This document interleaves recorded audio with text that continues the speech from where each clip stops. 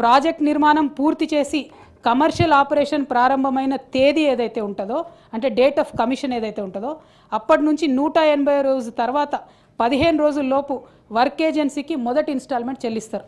అంటే 120 monthly instalments అంటే 10 సంవత్సరాల పాటు హైదరాబాద్ మహానగరానికి మంచినీళ్ళు తేవడానికి ప్రభుత్వం 10.33% వడ్డీతో కలిపి ఒక ప్రైవేట్ ఏజెన్సీకి చెల్లిస్తుంది అధ్యక్ష. Where is the spirit of mission Bhagiratha అధ్యక్ష? మిషన్ భగీరథతో మేము కనెక్ట్ చేయలేదు, వాటరు ఆ ఊరు ఇయ్యలేదు, ఈ ఊరు ఇయ్యలేదు అన్నారు. ఎక్కడన్నా 1% అన్న ప్రైవేట్ ప్రాపర్టీ తీసుకున్నాం అధ్యక్ష. మమ్మల్ని నిన్న మొన్న ముఖ్యమంత్రి గారు నిన్న సాయంత్రం సభలో మాట్లాడుకుంటా కూడా నేను 11%కి వడ్డీలు బీఆర్ఎస్ ప్రభుత్వం తీసుకొస్తే దాన్ని తగ్గించి 4% చేస్తున్నా అన్నారు అధ్యక్ష. మరి ఇదేంది అధ్యక్ష? 10.33%కి 120 నెలలు హైదరాబాద్ తాగునీటి వసతిని ఒక ప్రైవేట్ ఏజెన్సీ దగ్గర తాకట్టు పెడతా ఉన్నారు అధ్యక్ష. ఇది కంప్లీట్గా మేము దీన్ని వ్యతిరేకిస్తూ ఉన్నాం అధ్యక్ష.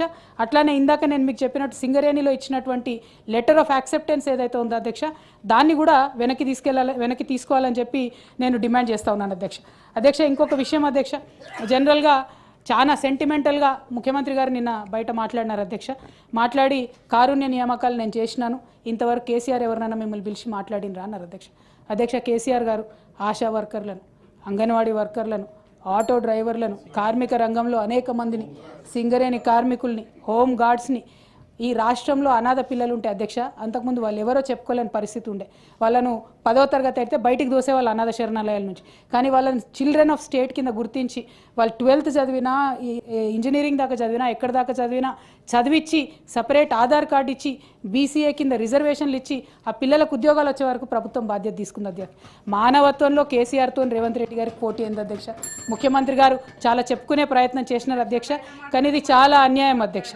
అట్లానే అధ్యక్ష ఒకటే మాట అధ్యక్ష, ఓవరాల్గా అధ్యక్ష గవర్నమెంట్ బడ్జెట్ అంటే floor house leader, government leader ముఖ్యమంత్రి గారి మీదనే ఫోకస్ ఉంటుంది అధ్యక్ష.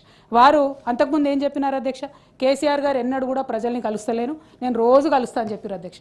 డిసెంబర్ 7, 2003లో వీళ్ళు అధికారంలోకి వస్తే అధ్యక్ష, డిసెంబర్ 8, 2003 ఒకటే ఒక రోజు రేవంత్ రెడ్డి గారు ప్రజావానికి పోయినారు అధ్యక్ష. ఇంతవరకు ప్రజావానికి పోలేదు. అసలు అంటే ఏంది అధ్యక్ష? ప్రజల్ని కలవరు. సెక్రటేరియట్కు చుట్టం చూపుగా పోతున్నారు అధ్యక్ష. మమ్మల్ని అనేవాళ్ళు సెక్రటేరియట్కి పోతలేరు కేసీఆర్ గారు. ఇవాళ పరిపాలన ఎక్కడ జరుగుతుంది అధ్యక్ష?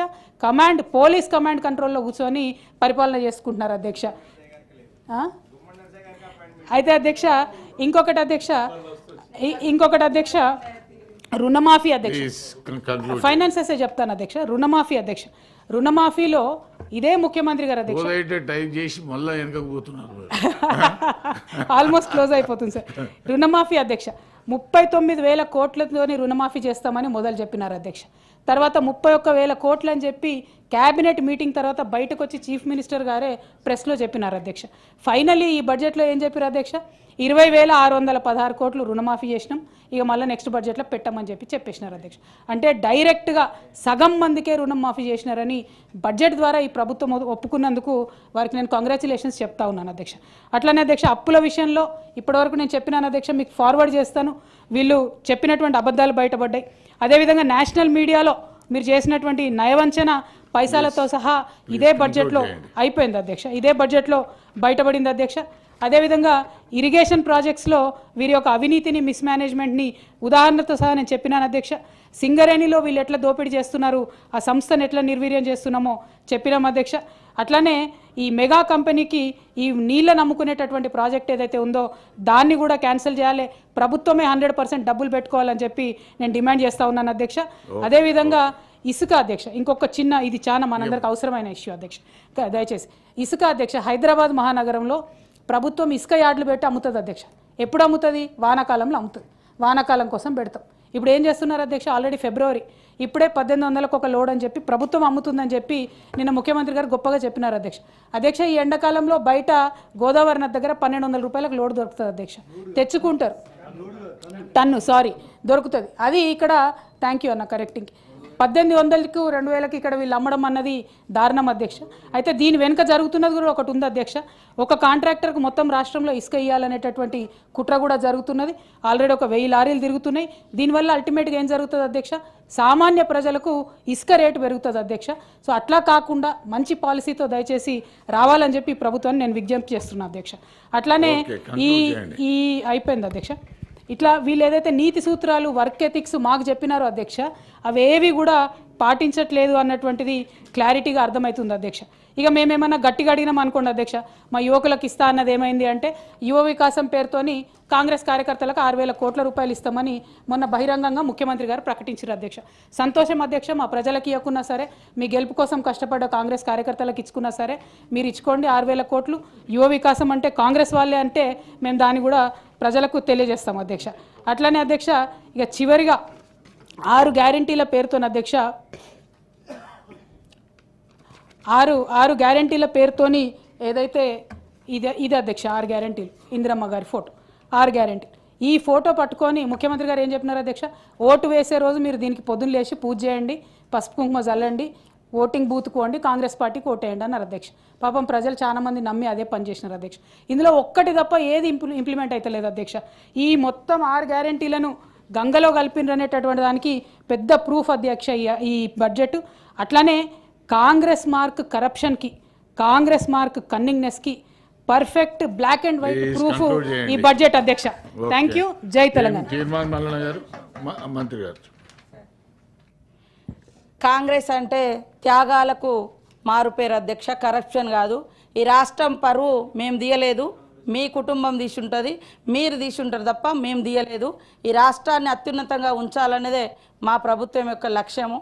ఇవాళ కాళేశ్వరం అంబిషన్ కరప్షన్ కావచ్చు, తరతరాలుగా వాళ్ళ కుటుంబాలకు పదవులు కావచ్చు, వాళ్ళ అధికారంలో ఉండాలనే ఉద్దేశం తప్ప మాకు అలాంటిది లేదు.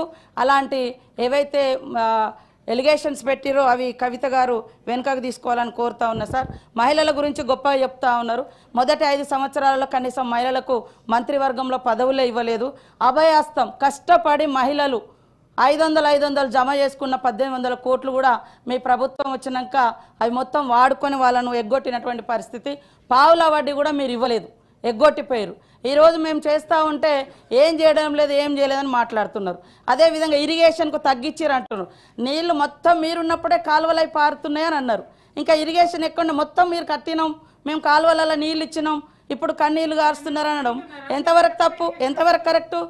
మీరు అన్నారు కదా మొత్తం కాలువలలో నీళ్లు మీరు దవ్వుతాయి, కాలువలు దవ్వుతాయి, మేమేమన్నా మూసేసినామా సార్? కాలువలు ఏమన్నా మూసేసినామా? అట్లనే కరప్షన్ అంటున్నారు.